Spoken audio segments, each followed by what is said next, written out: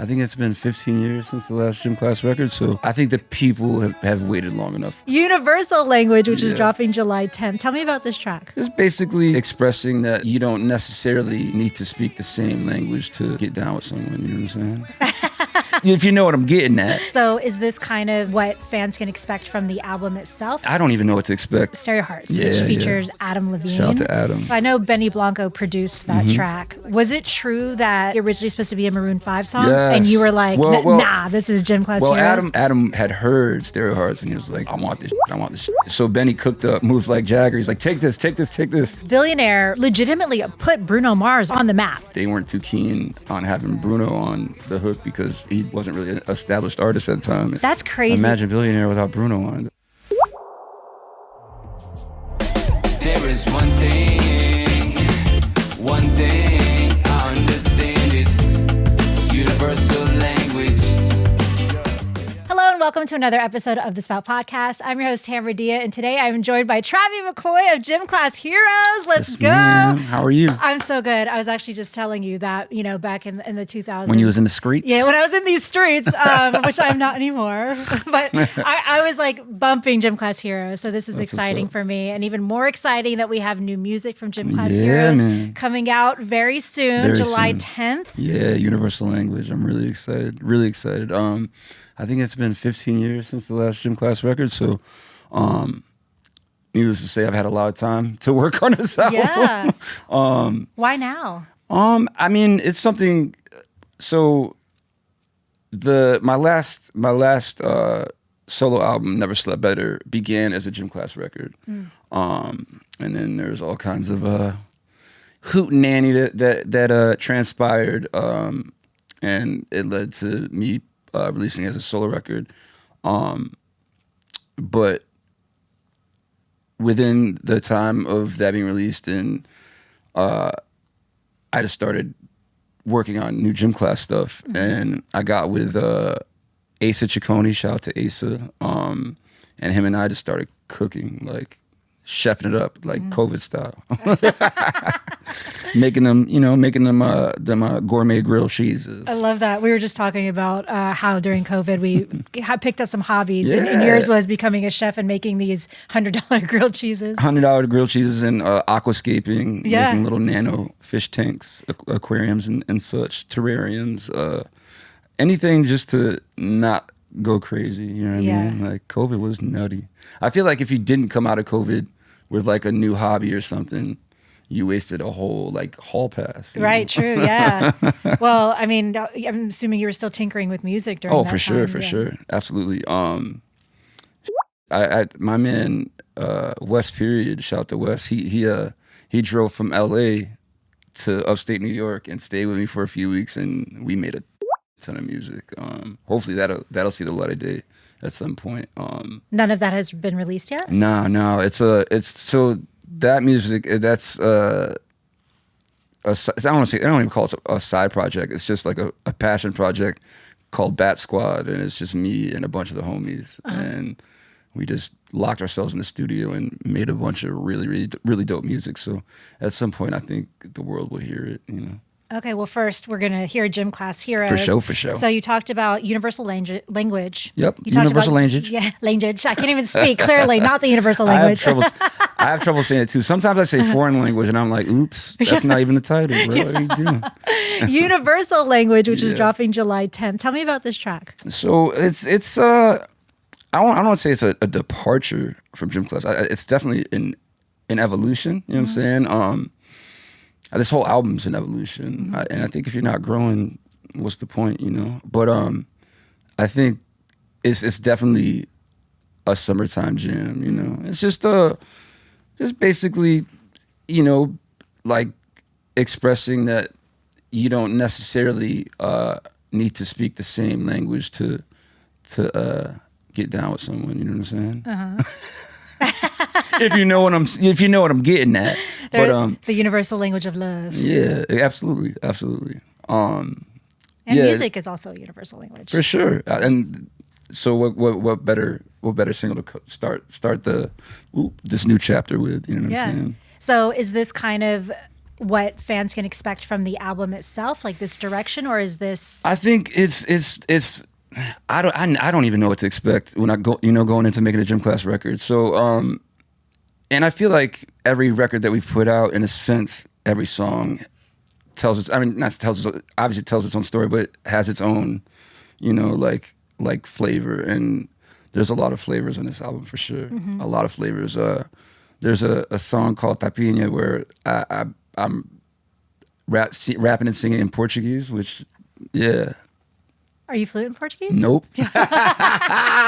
I'm sure not. But I spent a good amount of time in Porto Alegre, southern Brazil, and fell in love. Yeah. I fell in love. So to kind of, show that, and I think people are going to be ecstatic and surprised with this album, and everyone. So I usually gauge new music with friends first, see how they react, and I'll play shit and just watch reactions. And thus far, everybody's loving it. So, and they haven't done me wrong yet. You know what I mean? So they haven't led me astray yet. That's good. So, what can you tell us about the album? I mean, is there a release date? Is there? No release date yet as of yet, but we'll definitely try to get out this year. Oh, okay. So definitely still in the mixing stages. Okay. But I took some time, because like 11th hour is so crucial in writing an album, because you never know what's gonna happen. I mean, on our first record, Cupid's Chokehold was the last song we recorded. So, right. So I decided to go. I started working with my brother Aaron Kanata, as well as my man Jared, who I did a lot of my solo record with, and Universal was one of the songs that came out in the 11th hour, you know what I mean? So you never know what kind of magic can happen. I mean, speaking of Cupid's Chokehold and some magic, this actually marks the 20-year anniversary of Cupid's Chokehold, which went 5 times platinum. So the last time that you had some magic. It's a trip to even think 20 years, you know what I mean? Yeah. It's a trip. It's been some time since we last spoke. This is gonna sound like a bad joke, but mama, I fell in love again. It's safe to say I have a new girlfriend. 20 years. And we were just talking about this earlier. Then next year will be the 20th anniversary of The Quilt, our third record. So I have all these celebrations coming up. Yeah. I thought maybe that was the reason why you were coming back with Gym Class Heroes. Oh, the 20th. No, I think that people have waited long enough for another Gym Class record. Truly.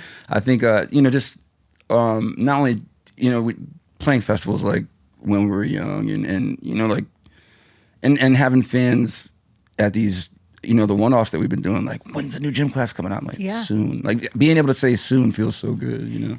I actually pulled a comment from one of the videos. When I think you did a recent performance, maybe like a couple months ago, of Cupid's Chokehold, and someone in the comment section wrote, and I'm quoting this, "There was just a feeling attached to their music, and it's a feeling I haven't felt in a long time." Aww. And I do feel... Am I blushing? Yeah. No, but I do feel like that was such an era. Word up. And it was an era that, like, we all hold so close to ourselves. Yeah. So... like, this now coming back, like, we need this. Yeah, I felt the yearning. You know what I'm saying? I felt the yearning. So, you gotta keep the fans and the people happy. Yeah. And I gotta keep myself happy and entertained as well. Yeah. I mean, 20 years, a lot can happen in 20 years. Like, we're all different people at this point. So when you kind of like sit where you are now, and then you look back at the 20-year previous version of yourself that was kind of like moving on this insane roller coaster. Yeah. Like, kind of give me an idea of who you were then versus who you are now as an artist. I was a kid. For sure.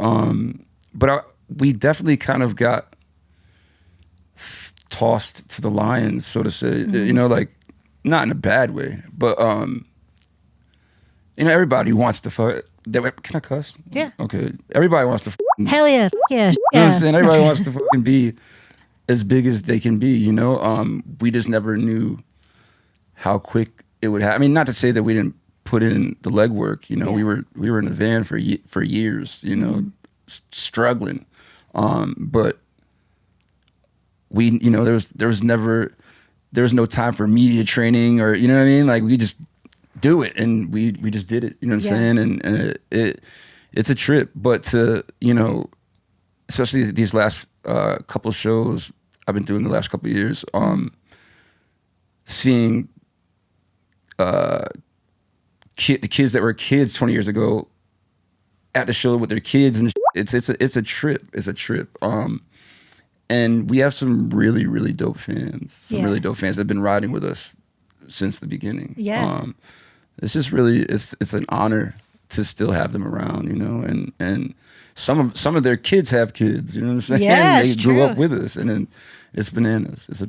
I couldn't be more grateful. What do you, like when you do look back at that time, what do you remember the most? Like what kind of stands out as the fondest part of it? I think honestly, the camaraderie between fans and the dynamic between us and the fans. Like, like I said, our fans are fans. Like we had, there was a group of girls that they called themselves the Cali Boardies because this was back when message boards were the shit. And they would just gang up like 20 deep and just fly out to all these shows. And one time they flew out to Europe and came on the European tour with us. And I don't think they checked the weather because none of them had coats, so I bought them all jackets and shit. Like, and we're still cool to this day. Oh, that's sick. Yeah. It's a family. It's a family type deal, you know. I always admired like bands like Fish and the Grateful Dead who had, you know, these diehard fans that would, and it was like a community, you know, and they would record shows and trade tapes, and it was really dope. And so to like have that dynamic with the fans and, you know, hop in now on, you know, there's chats in IG. I'll hop in and say what's up and, you know, chat with them every now and then. It's dope. And speaking of COVID, during COVID, I would go live. I think it was Wednesday nights I would go live and just listen to music and paint, and everybody would just join in and they'd like request songs and shit. It was so fun. I'm glad that we have that type of dynamic with the fans. You know what I mean?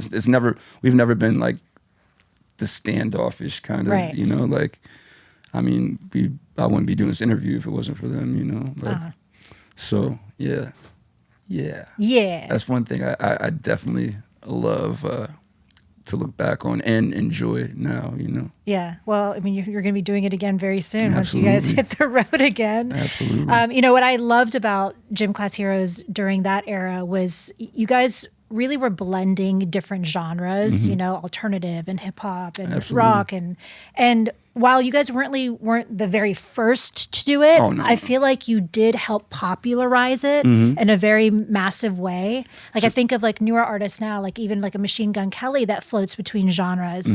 Like when you were doing that, were you understanding that you guys were kind of in this forefront of this pocket? I mean, we definitely knew what we were doing was different, but there was never a mission statement like, all right, you know, we're gonna, this song's gonna be a little more rock leaning, this song's gonna be a little more, it was like whatever felt good, you know what I mean? Yeah. And we all came from very different backgrounds, upbringings, and musical as well. So everybody kind of brought their thing, and we made this gumbo that apparently people like to eat. Yeah. They love to eat it. A lot of spices in there, you know. I mean, we talked about 5 times platinum Cupid's Chokehold, which apparently was a gumbo millions and millions of people like to eat. Another one was, you know, Stereo Hearts, which features Adam Levine. Shout out to Adam.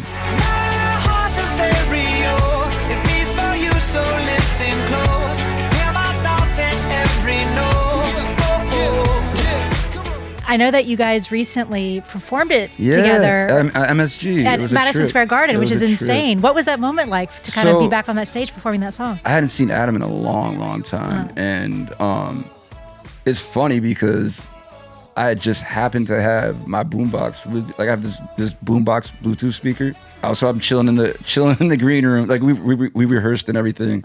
And it was like we never skipped a beat, you know what I'm saying? Because when we dropped the single, we did every syndicated show ever. We did, you name it, Fallon, This was when Leno was still on. Like we did the whole circuit, Kimmel, all that, and it just felt like we were right back.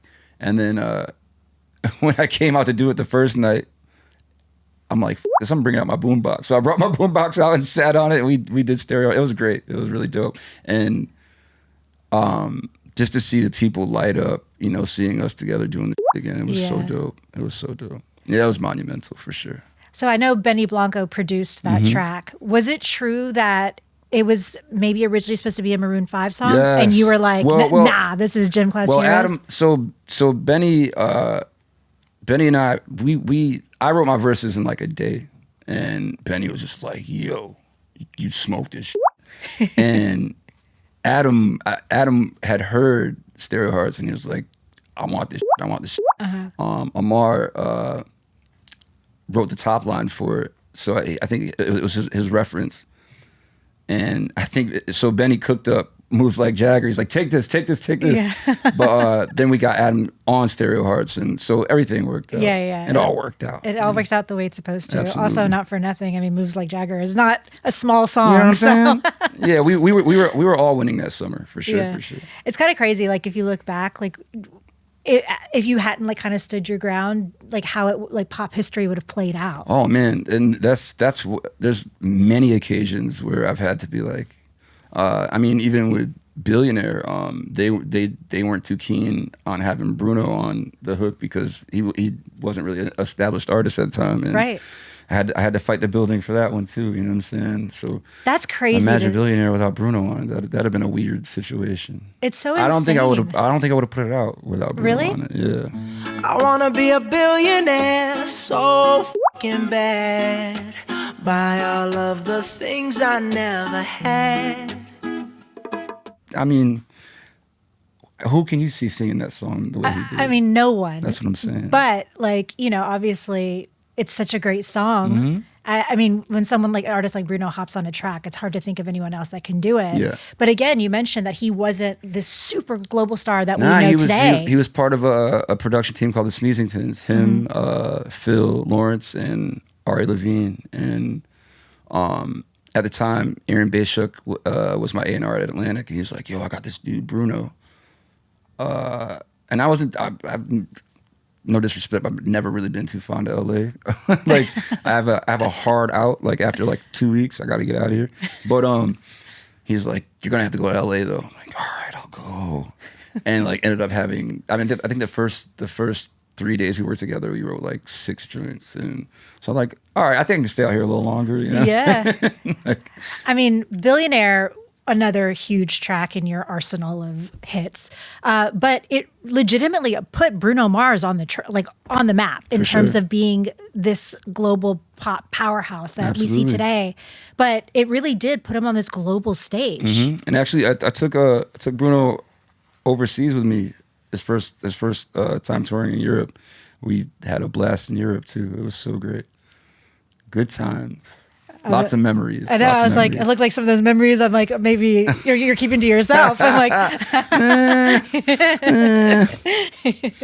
you just gotta listen to the album again. Yeah. No, I freaking love it. You know, it's we talked about this briefly, but like you did come up in an era of pop culture that felt so pure. Yeah. And like when you're in it, I don't think you realize it, but obviously looking back, you know, it's like MySpace was exploding, MTV was still MySpace relevant. was huge for us. It was so huge for us. I had Cupid's Chokehold as one of my songs. Yeah. The kids don't know. The recipes have been lost. Know. Yeah, like we used to put songs on our pages. Yep. And so mine for a while was Cupid's Chokehold. Thank you. That's for how that. people would be greeted to my page. Do you know what I'm saying? And so unbeknownst to you or anybody else who had Cupids up on their page, you guys were helping us with promo, you know what I'm saying? Yeah. Like heavy, you know, like I wish I could see the analytics of how you know, that all that transpired. But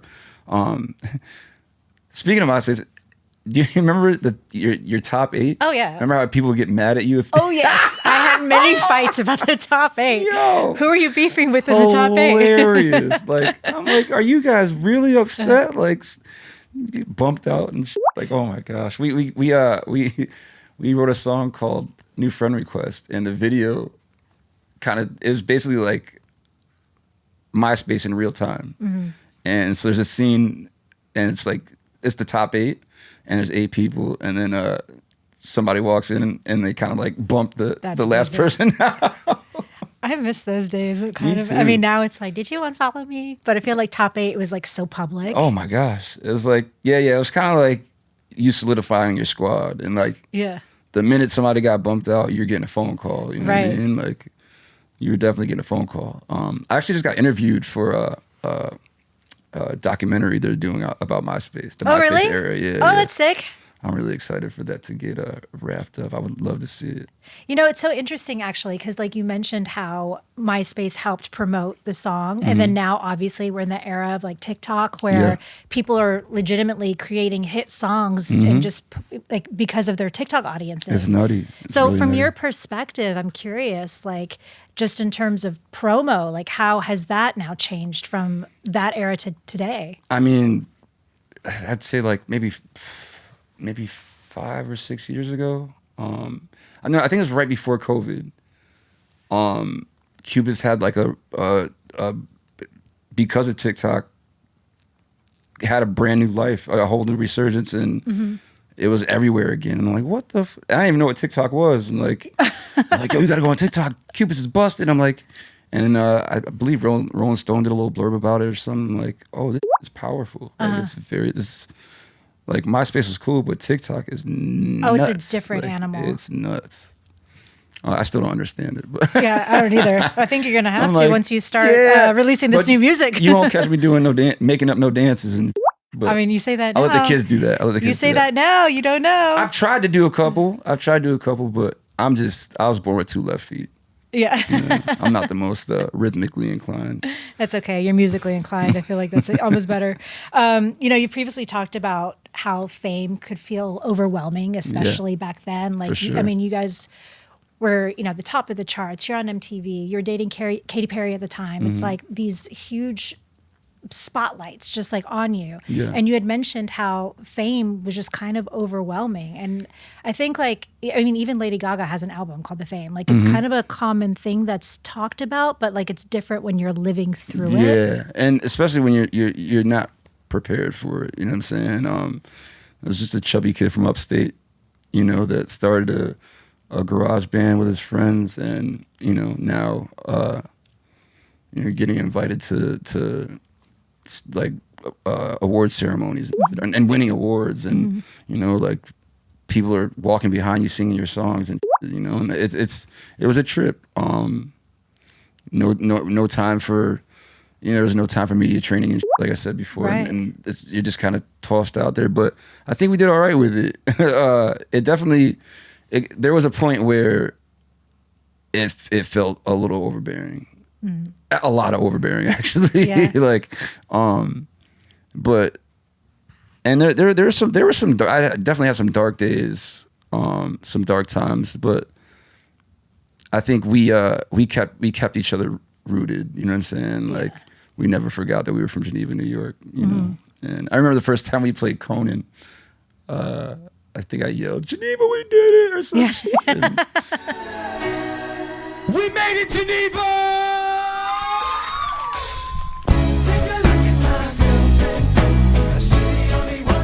Yeah, it's a trip. Being a small town kid and then all of a sudden living the life. Yeah. But you realize really quick, it's not what you thought it was. You know what I'm saying, or what people think it's cracked up to be. Is that how you say it? Cracked Out to be. What? It's not what it's. Cracked you know up, what I'm trying to say. Yeah. Y'all know what I'm trying to say. Cracked up to be. Wait, now I'm like second guessing myself. Like, what is that? These idioms I always up. Like. I feel like you've been so open about your addiction journey, and I think that's so important. And you're talking about fame not being what it's like cracked up to be. Yeah, I think you're right. Cracked up to be. I think it's important when someone is kind of on such a world stage and they've allowed kind of the world to see them kind of struggle, and they've surpassed that stage of their life. I think it is an important topic to discuss, especially when there's fans that are probably potentially kind of going through the same thing. Absolutely. How are you doing? Like, how's that journey been? I'm great. I recently broke my neck like a month and a half ago. Yeah, you were in an accident. Yeah, dirt bike accident. But it feels good to like, like be in a hospital and tell the doctor, hey, no narcotic painkillers. You know what I mean? For me, I was like, whenever I have to go to the hospital and I pat myself on the back, like, because back in the day, Lord knows, I would have milked them for all the drugs they had. Man, not to fetishize that in any way, but yeah, I'm living good. I'm living good. Yeah, and it's awesome to have kids come up to you and say, yo, like, thank you, or like, this song got me through. This song not only got me through a dark time, but like me talking about it made them feel comfortable asking for help. You know what I'm saying? And yeah, it's really cool. It's really cool. I never signed up to be a role model by any means, but I've lost a lot of friends to addiction, a lot of family members. So if I can help anyone just by being me, so be it. Like, yeah, it's kind of cool to know you saved a couple lives. Probably even more than you know. Yeah. So tell me about this dirt bike accident. What were you? Oh man, are you an avid dirt biker? I have for the past couple of years. I have been, but I was going to dinner with a friend of mine. He picked me up. I was like, no, I think, and it just started getting nice in New York. And I tell everyone this, like, whenever it gets like above 40 degrees, we think it's summertime. Like summer there. Yeah. So like, I'm like, you know what? I'm gonna ride my bike. So like, he was in front of me. We rode. We went, got dinner. On the way back, I hit a patch of black ice, and in my head, I thought I just skidded out. I'm like, oh, get up and I'll be it. And then I realized that I was in a ditch and my bike was over here, and like I could see my phone glowing. I'm like, I tried to get it and I couldn't move, and I'm like, uh-oh, stay awake. And by the blessings of God, I made my way to my phone, and I called my boy, and the first thing I said, I was like, I ate. He's like, I'm coming back. And he was at my house waiting for me. He thought I turned around to go to get cigarettes or something. And I'm like, no, I'm in a ditch, bro. And thank God he shout out to Wonder Bread. He was like, he was in the Marines, and he was like first aid. Like, so he like held my neck, got me in the car, got me to the crib, and held me down till the ambulance came and stayed with me in the hospital. And it was scary. Yeah. It was really scary. I broke the C2 and C3 in my neck, vertebrae in my neck, and they said I was like a quarter inch from probably being paralyzed. Oh my God. Very, very lucky. Very lucky. So, oh my God. Well, thank God you're. Wear your helmets, kids. Yeah. Wear your helmets. Were you not wearing a helmet? No, I was wearing. It saved your life. Yeah, absolutely. For sure. Okay. Well, I'm glad you're doing good. Me too. Thank you. Jeez. With a new single and a new album on the way, I imagine some touring is ahead. Absolutely. I'm healing day by day. So the other day was my second show back from after the accident. I did 2 shows in a row. I was definitely feeling it, but it's getting better day by day. Yeah. Been doing a lot of physical therapy at home, so I was actually just hanging with Joel Madden. He put me up on some new therapy that's going on out here that I'm gonna look into after this is over. And, like physical therapy? he says it's kind of new agey. I'm not really sure what the science is behind it, but he said that it works. So okay, I'm gonna call this dude and see what he's talking about. Okay, that's interesting. Yeah, we'll see. You might have to come back on the podcast and tell us know. about it when For sure. so if there's some secret therapy out there that the Maddens are doing that we don't know about. Hey, if it works. Those boys look good, man. They must do. be They doing look something great. Right. Yeah, absolutely. They're doing something right. I mean, that would be fun if you guys did a tour together at oh some man, point. we might have to make Good that Charlotte, happen. Gym That'd Class be Heroes. so lit. That'd be nutty. And it's crazy to think. I mean, we definitely played shows with Good Charlotte, but we've never toured with them. Yeah, I got to talk to Brad about that. I'm just saying. For real, for real. I just need a ticket. That's it. You know what I'm saying? That's all I ask for. Joel, I'm coming for you. Yeah. I'm coming for you. So you're from upstate New York. Yeah. Are you a basketball fan? How are you feeling about the Knicks? New York is on fire right now. I'm going it tomorrow. sucked I'm watching so the game excited. last night. Yeah. Like, I mean, I caught the up until like the end of the third quarter when it started getting shaky. Yeah. And I think I fell asleep when I woke up. I saw Wemby do an interview. I was like, No, I know. But man, the last time the Knicks were in the finals was the year I graduated in '99. Oh, was it? Yeah, that's a trip. That is a trip. I mean, it's So New York's exciting. gonna be on fire if they win, which I Yeah. know we're about to take this. No, I'm ready. That's what I'm saying. Like, are you a Knicks fan? Because like this is like this. I feel like the whole city right now is like bleeding orange and blue. Absolutely, Like, absolutely. Yeah, you can't be from New York and not be a Knicks fan, you know. I mean, although we do have our Nets fans, Right. which- it's cool, but yeah, I mean, I think Jay-Z's a Nets fan, right? Because he's like a I think he's part owner. Or Yeah. something. Yeah, but I mean, I go back to Patrick Ewing and John Starks days. You know? Yeah. Charles Oakley, who they still won't let in the Garden for some reason. Huh? Yeah, they won't. Oh, I think Charles Oakley has some beef with the owner, and they tried to kick him out, and he like pushed one of the security guards. Charles Oakley's a big dude too. Yeah. Like, I don't want to, with him. But it's really sad. Like he did a lot of work for the Knicks, man, and he's a legend. It's I don't know, politics I'll never understand. Yeah, true that. Well, legend in your book and many other people's books, I'm sure. For sure, for sure. Travie, so July 10th, Universal Language. Yes, ma'am. Everyone needs to be streaming it. And Absolutely. then I'm assuming... if you know what's good for you, if you want to have a good summer, We'll and come still be find my y'all. friend. Yeah. So hopefully by the end of the year, we'll see a new Gym Class Heroes Absolutely. album. Without a doubt. All right, we're going to be Without a looking out doubt. for it. Thank you so Without a much. It was doubt. nice Thank talking to you. Appreciate Pleasure. it. Welcome back. Thank you.